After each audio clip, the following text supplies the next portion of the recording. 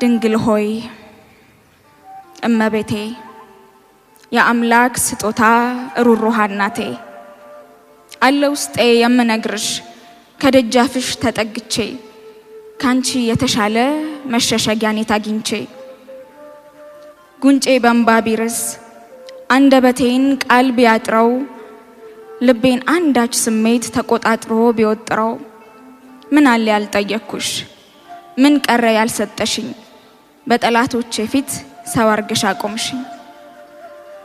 ውድቀት ነበር የሚታየኝ መጥፋት ነበር እጣዬ በመልጃሽ ዳንኩ እንጂ ቀርጦልኝ ጣታዬ።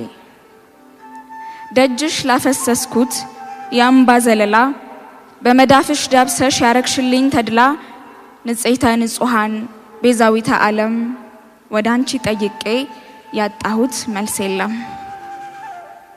ይኸው ዛሬም ልክ እንደ ልማዴ ጉዳይ ይዤ መጣው ላወራሽ ከሆዴ እማ አምላክ